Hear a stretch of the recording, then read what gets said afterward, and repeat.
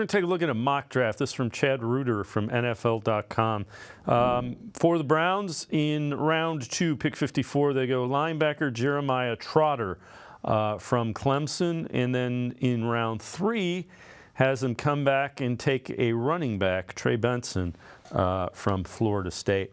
Mac, I would never say never. I'd be surprised if they took, and you never can be surprised by Andrew Berry. See drafting a cornerback last year and him turning out to be pretty good, or 2 years ago rather. But a linebacker doesn't seem like something they would do. You know, if you want to talk to me about a tackle or a wide receiver, a cornerback, even if one jumps up and grabs his attention. But Benson's an intriguing guy. I think they're going to take a running back in the first 4 rounds probably. Yeah, and that's one thing where I could see Andrew Berry trying to double dip a little bit between, free agency and the draft as well. Again, like you said, Nick Chubb coming off the injury, you want to make sure you have all your I's dotted and T's crossed, so making sure you have all those insurance policies.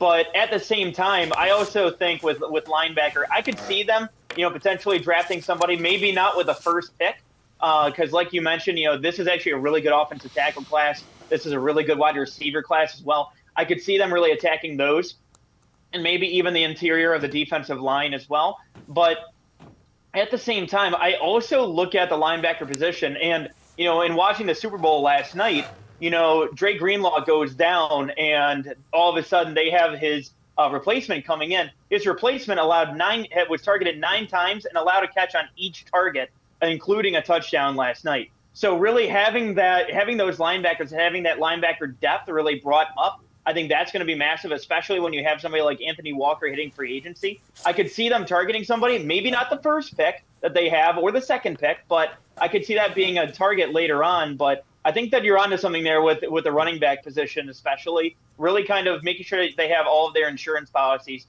taken care of with that position.